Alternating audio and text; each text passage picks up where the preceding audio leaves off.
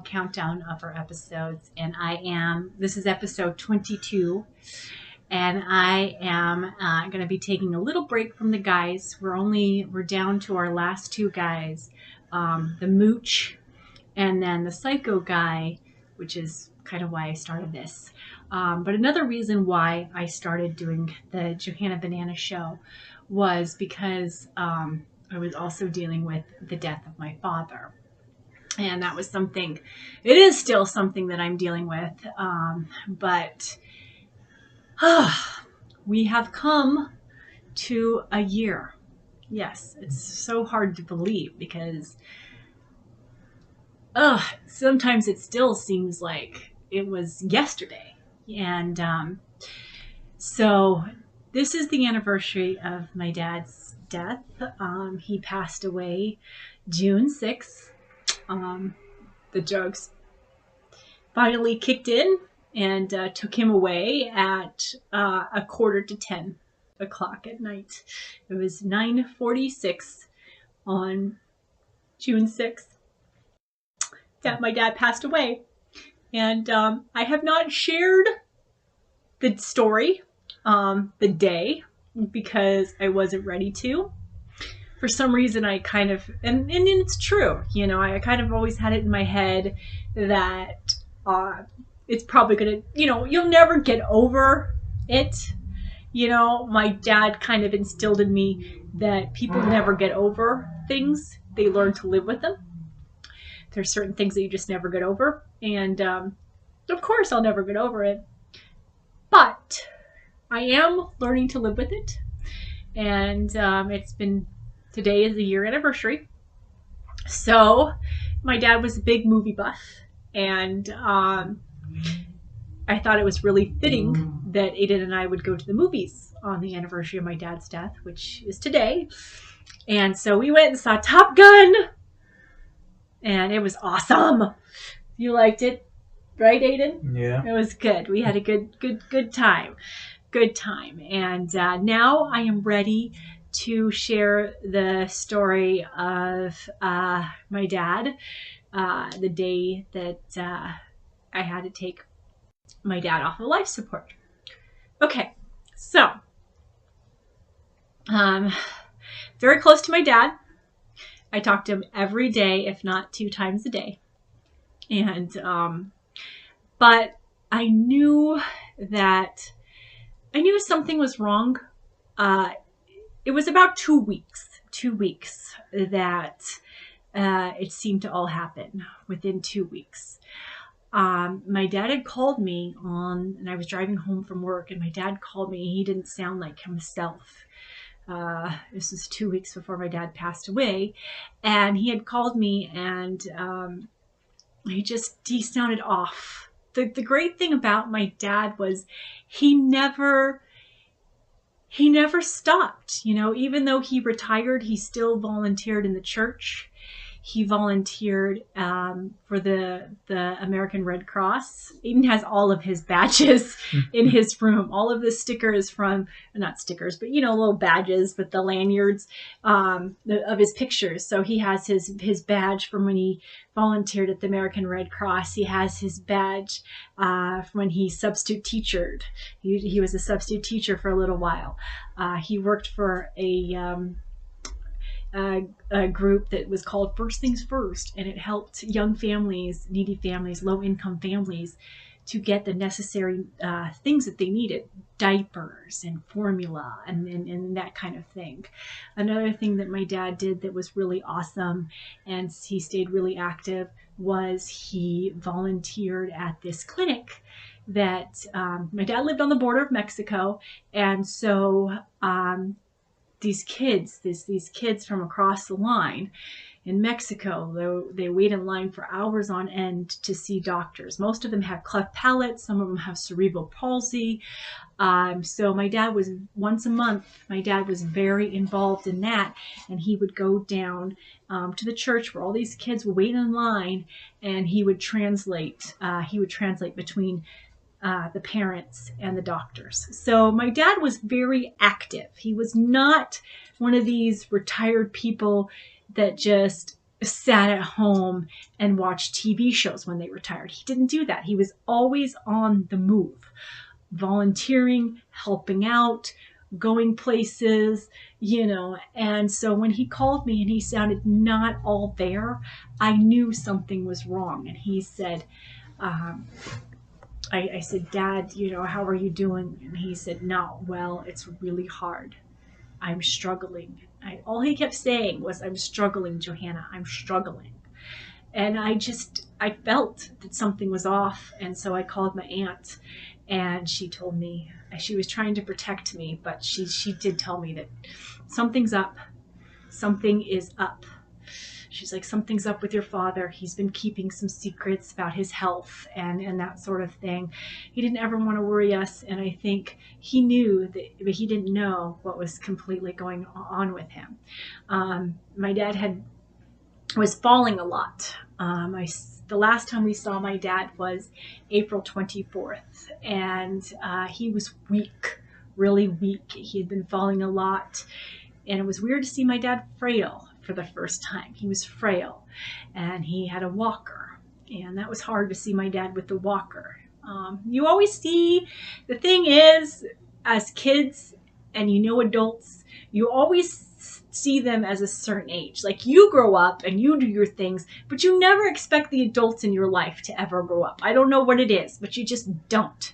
Like, you just never expect them to grow up and to get old and to pass away. You love growing up, but you don't want your loved ones to get old and pass away. And so it was really hard for me to see him in that state. So he was going downhill.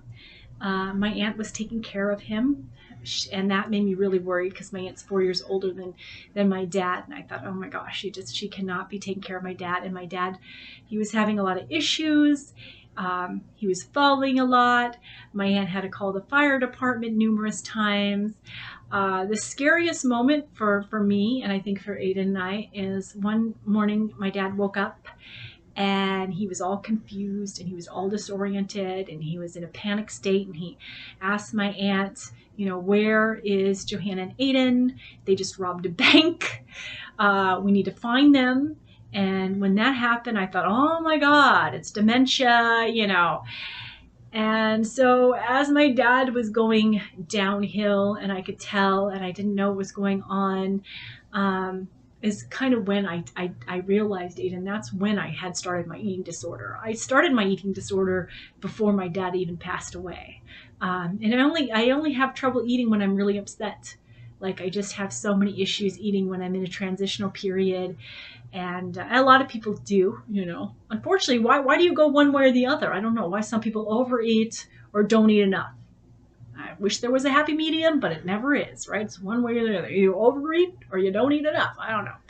But that's kind of when that started. Okay, so here we are on June 6th now. He was going downhill.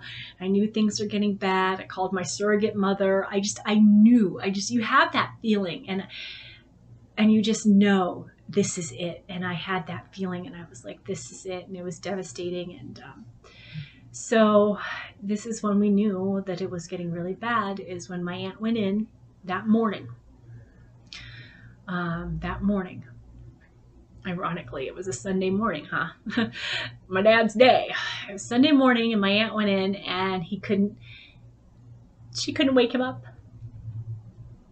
And so he was rushed to the hospital, and he was unconscious, and that's when they realized that he was bleeding from the brain. So he wasn't entering dementia, Alzheimer's, things like that weren't happening. What happened was my dad had been falling numerous times, and there must have been a time that he fell and hit his head and didn't realize it. He kept saying, I've never hit my head. But the thing that I found out later is people can fall and hit their head and not remember because they hit their head. So that's what happened. My dad had a slow brain bleed, and we don't know how long that was going on for, but that's what caused him to slip into a coma. And then they flew him via helicopter from the small border town that he lived into Tucson, the bigger city. And I wanted to be with my aunt. I wanted to be with my dad. I wanted to be there so badly. You feel helpless, right? Because you want to fix things and you can't. And I wanted to be with my aunt so badly, and I was so mad that my aunt wouldn't let me go down there. I even called Aiden's grandmother. I mean, I'm still really close with Aiden's grandmother, and I called her. And I was like, my Aunt Sigrid is not letting me come down there to see him, and I don't get it. And I didn't understand why. But my aunt did not want me to see my dad like that. I don't think she wanted me to see my dad like that. I don't think she wanted Aiden to see my dad like that. I think she protected us. And I think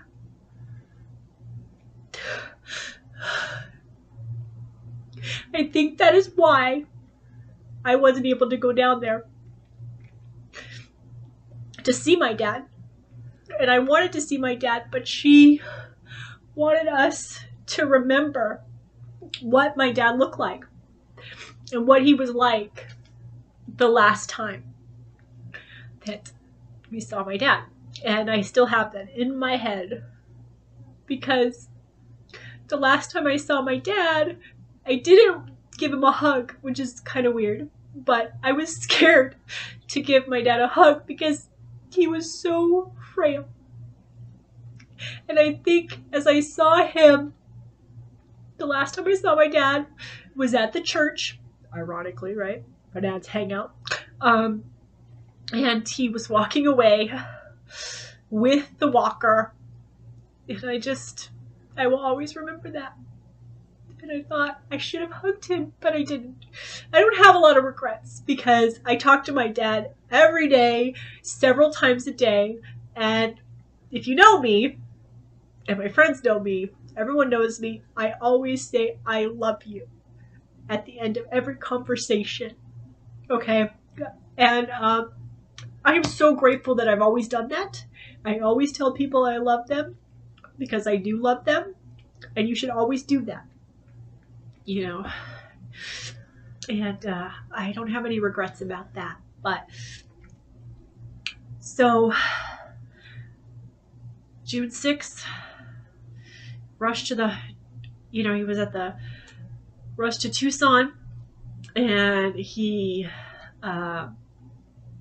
when he got to the Tucson hospital, that's when they were able to really see what's going on. So not only was he bleeding, had this slow brain bleed, and there was nothing they could do at that point. They found out, and this is something that was strange. They found out that, and we never knew. We don't know if my dad ever knew. We think he didn't know, but I don't know. We found out that he was riddled with cancer. He had cancer in his spine. And that is why he was falling so much. His spine. He had cancer in his spine, but it didn't start in his spine. It had metastasized in his spine, and it was kind of a rare cancer that was really hard to find. And we don't know if he knew. We think he didn't know that he had cancer. So, as my dad got flown to the Tucson hospital and they found out that he had cancer, Ada and I that day, we cleaned. Do you remember that day, Aiden? You just cleaned. You took your computer apart and you cleaned your computer. And I cleaned my room. I cleaned out like a junk drawer just to take my mind off of it as we were waiting to hear from Aunt Sigrid. And she called us and we knew it was time. And it was hard because I knew my dad didn't want to be on life support. And so, as much as you wanted to hold on to the hope, and you're like, wait, no, this isn't really happening. Wait, no, he's not. There's something you've got to be able to do.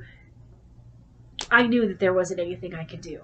So the hardest thing that I had to do And I had nightmares about it for a long time. I used to wake up and have panic attacks.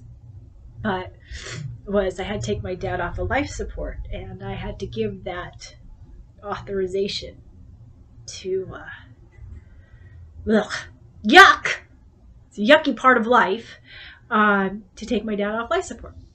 But I know that's what he wanted, and I'm kind of, it was a whirlwind um, time, and I think it was really hard for you, Ada, because you got to see, and you have been seeing sides of me, and I've been seeing sides of me that never knew were there.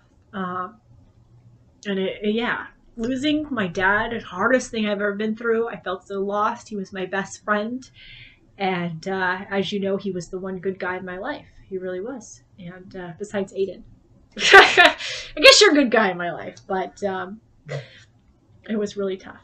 So, uh, yeah, and so then after took him off the life support, and my aunt left him at the hospital, and Ada and I went down there, and I was with my aunt finally, and then Ada and I couldn't sleep worth a damn. We were down there, and uh, it was the yuckiest time of my life. It really was so hard, and it's still hard. And this last week, coming up with this anniversary, it was really hard. I was very much on edge. I was really cranky, and I was missing my dad a lot. Like, it's been a year, and you're like, okay, Dad, it's been a year. I'm expecting to see you now, you know. Um, but I miss him every day, and it's really tough. And so I'm just gonna show you something that I'm gonna do. I'm gonna do this with you guys here, and with Aiden here, because I haven't done this, and I've been wanting to do this. So this is what my aunt handed to me when my dad passed away. And it made me so, like, the minute my aunt pulled this out, she's like, you're going to cry. And it just made me so sick to my stomach that I just put it in my closet. So this is the first time that I've decided to see this. Open this up. This is my dad's. He was diabetic. I used to jokingly say that my dad also had a thyroid issue. So I used to jokingly say that my dad was the only skinny diabetic I knew. But whatever, because he had a thyroid issue. This was my dad's wedding ring. Okay. My dad had two great loves. My adopted mother, and then my stepmother. And then this chain broke, so I'm not gonna wear this chain. But I've decided that what I'm gonna do is I'm gonna wear. So this, I'm going to try to get really close so you can see. Would you stop moving? This cross was given to my dad when he was in Puerto Rico. That's where my dad went to seminary. And this cross was given to my dad when he finished seminary in Puerto Rico. And then he went on to Colombia to be a priest there. And that's where he met my adopted mother. And that's where he adopted me. So I'm going to wear this necklace.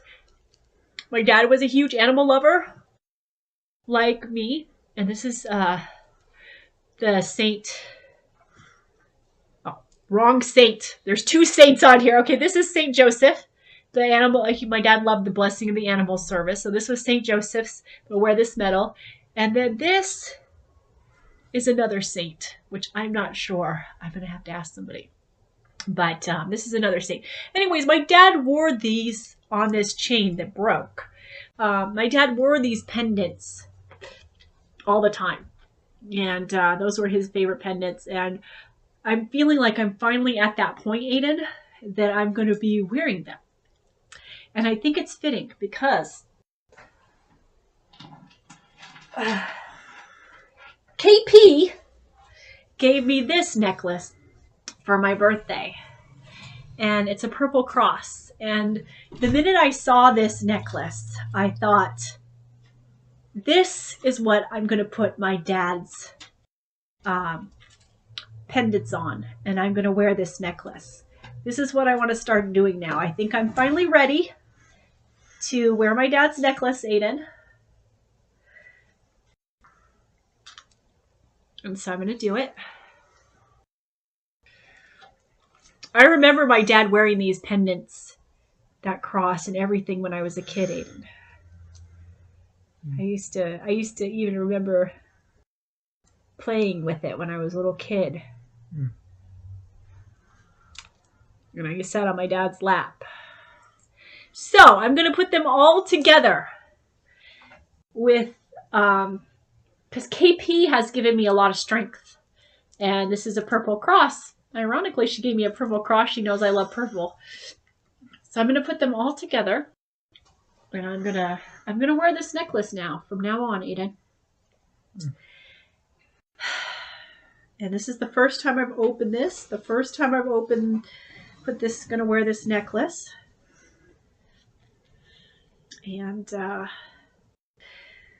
thank you all for watching this. And this is just, I just felt like I needed to talk this out and talk about that day, that really horrific day that changed my life forever. But in a way, I'm grateful. You know, it was a horrific day, but I'm grateful that I didn't have to put my dad in a home. I'm grateful that my aunt made my ass stay at home and I didn't have to see him. Can you imagine what that would have been like, having to do that at the hospital? We did it via phone, sitting on my bed, and Aiden holding my hand when I took my dad off life support. But I couldn't imagine doing that in the hospital. That would have been worse. Don't you think, Aiden? Yeah. That would have been worse. Okay, Aiden, so what do you want to share anything? I was a wreck that day, obviously. Aiden was my rock, so. Not really. There was... Yeah. Not really. You don't really want to share anything? I guess Aiden took a picture. Yeah. He took a picture of this angel as we left. And I never knew he took that picture because I was a freaking wreck. But he took a picture of an angel. And it's ironic because it's an angel that his sister gave me when she was like 10 years old or something. And yeah, he took a picture. Yeah. But it was a hard day. But every time I think back to my dad's life, I think what a great life that he lived.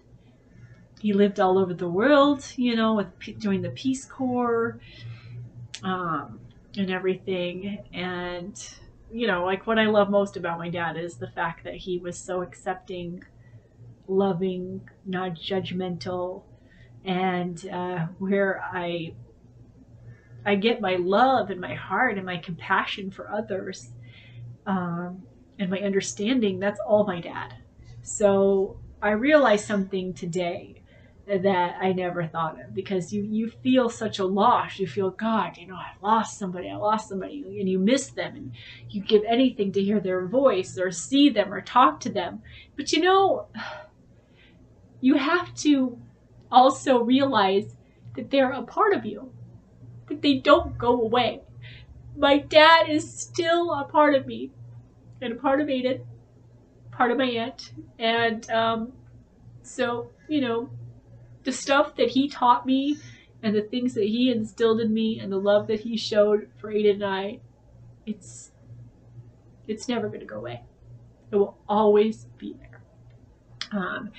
And I'll be forever grateful for that. You know, my dad's death, it wasn't a tragedy. It was life. He went as peaceful as I think he wanted to go.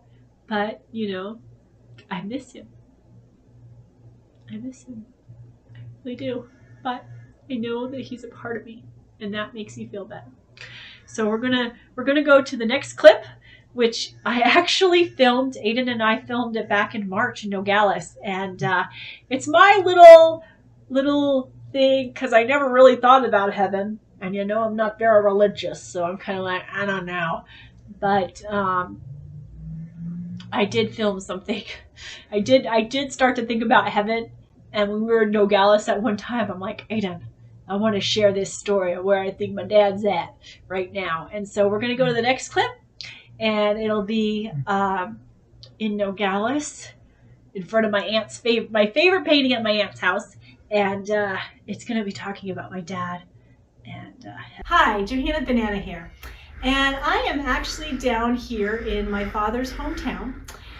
So I thought it would be fitting to talk about my dad's life and to talk about death, because I never really thought about heaven or what it was really like. I mean, yes, I'm a PK growing up in the church, and I heard all of these things that, it's our great reward, and we have our faith, and we'll be seated next to our Lord and Savior. And I grew up knowing all these things, but I never really thought about what heaven entailed. I never thought about it. I mean, I was scared. I mean, I lived most of my adult life in fear of my dad's death because I knew it was going to happen. One thing about life, the one guaranteed thing in life is that you're going to die. That's kind of depressing, right? Kind of depressing, but that's the one guarantee in life. And as much as I'm not afraid of death, I'm afraid of how you die, because I'm sorry, death can be kind of icky, kind of messy, yuck. So I'm definitely afraid about how you die. But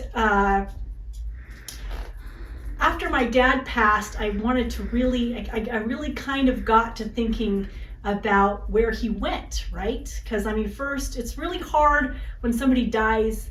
It's hard on the living because we have to continue living, and you're like having to deal with life without that person. My dad was my rock, so he's not there to help me dealing with life, because life is just a roller coaster of up and down. And so you're missing them, but you're also thinking, where did they go? Where are they now?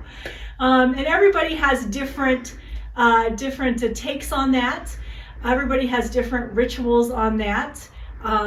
So people, I like Lotto Girl. She's great. She's always saying to me, and this makes me feel so nice. She's like, our dads are never sleeping. We can talk to them anytime. They're with us always. And I love that. That makes me feel very comforting. But I thought about heaven, and I thought about what it would be like. And I shared this with my aunt the first time because it's really hard for me to talk about my dad and to talk about where he's at now, because I'm not sure. He knows he had great faith, and I'm sure when he passed, and he passed very peacefully. When he passed, he had no fear. I know he didn't. I know that he knew exactly where he was going, and he's in a better place now. I do know that. But here's my little scenario that I kind of thought up in my head one night, okay, about where my dad could possibly be. And one of my good friends says, that my dad's watching my show wherever his soul roams. And I thought that was nice too. I like that too. Okay, so here's my little scenario what I like to think that my dad's at right now and what he's doing, okay? My dad was a huge movie buff, big time movie buff. He liked, he had all the Eper, what's his name? Oh, the Ebert, the critic. Oh my gosh, I'm so out of time. Anyways, he would watch those movie critics all the time.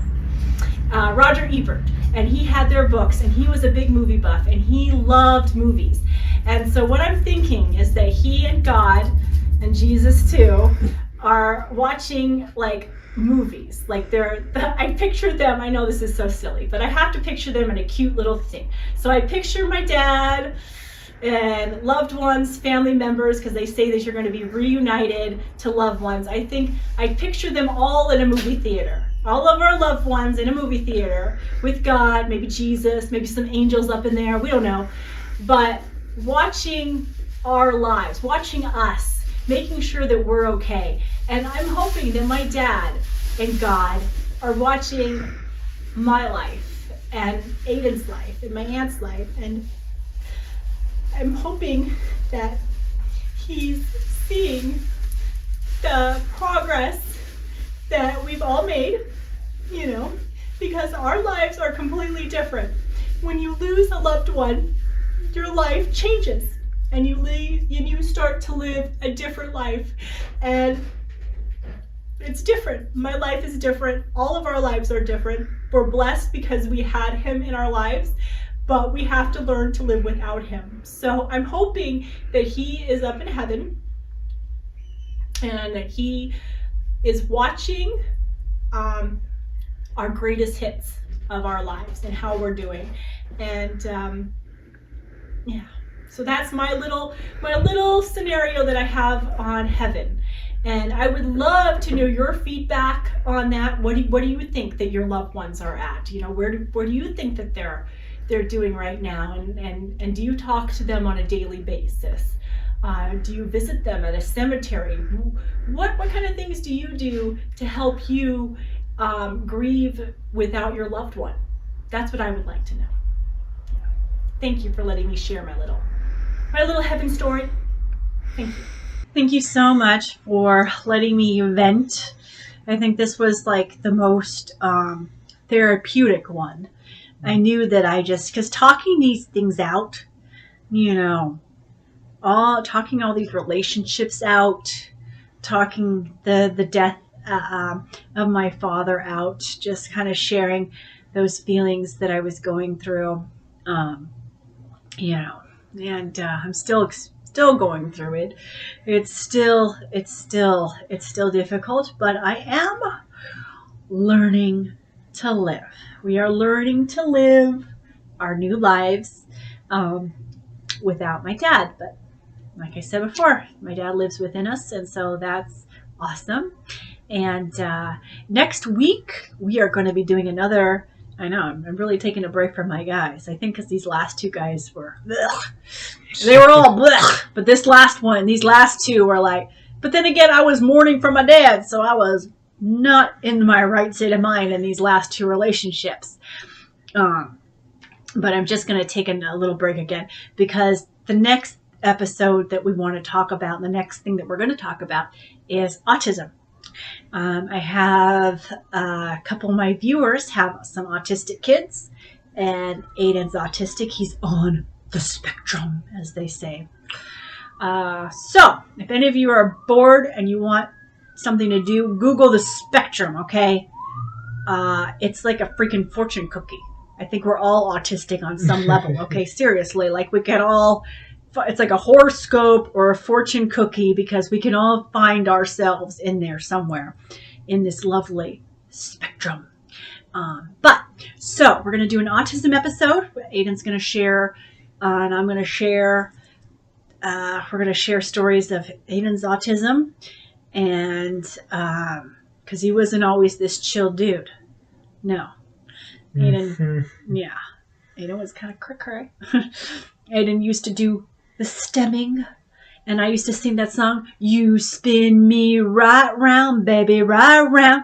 I can't sing that song anymore, but I used to love that song, and that's what Aiden used to do, the spinning, the tippy-toe walking. Yes, Aiden did that all. I know, it's kind of hard to believe, but yes, Aiden, we went through all that, and Aiden still on his IEP, so we're going to talk all about that. Aiden even had a one-on-one, and we're going to talk all about that. It was little. He was like 5 years old. He's like, why is this person following me everywhere throughout school? But we're going to all talk about that. So our next episode is going to be about autism. We are going to do a final pet episode, and then we'll talk about the mooch and the psycho, and we're going to wrap up Johanna Banana with a nice bow on Father's Day.